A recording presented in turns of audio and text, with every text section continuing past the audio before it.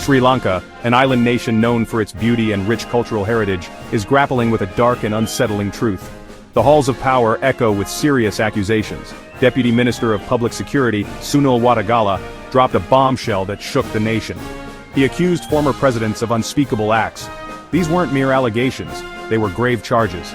They were a searing indictment of men once revered and respected. Wadagala's words sent shockwaves through the entire nation.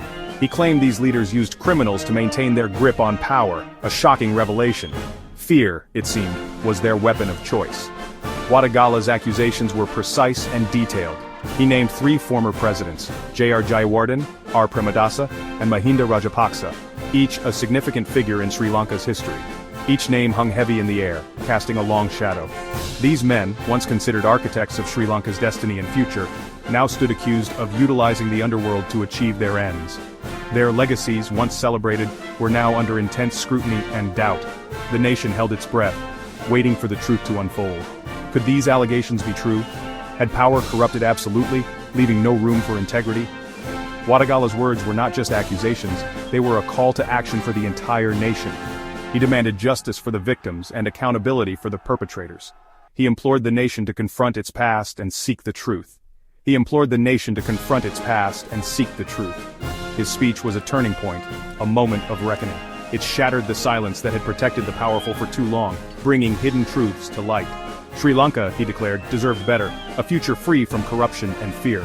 The nation watched, captivated and horrified as Wadagala continued to speak. He delved into specific cases, each more shocking and disturbing than the last. He spoke of journalists silenced, judges intimidated, and the rule of law undermined, and ordinary citizens caught in the crossfire of political power struggles. His words painted a grim picture of a nation held hostage by fear and corruption. The accusations were out in the open, impossible to ignore, demanding a response. J.R. Jayawardene, Sri Lanka's first executive president, was a figure of immense power and influence. His tenure, however, was not without its controversies and dark moments. Wadagala's accusations shone a light on a particularly dark chapter in Sri Lanka's history. He alleged that Jayawardene had employed the services of Gonawala Sunil, a notorious underworld figure with a fearsome reputation.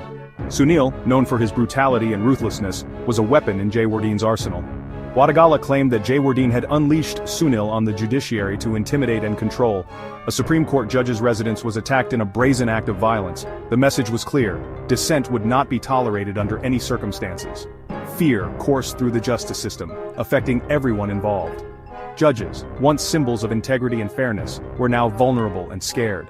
The rule of law, it seemed, could be bent to the will of a powerful few, undermining democracy.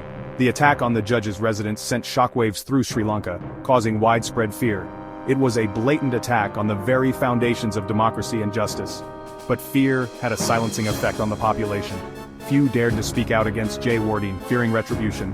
Those who did often faced severe consequences. The press was censored, opposition voices were suppressed. Jayawardene's grip on power seemed absolute and unyielding. Years later, Wadagala's accusations reopened old wounds and reignited debates. The attack on the judge's residence, once whispered about in hushed tones, was now a matter of public record and scrutiny. The question remained, would there be accountability for these actions? Or would the ghosts of the past continue to haunt Sri Lanka, casting a long shadow over its future?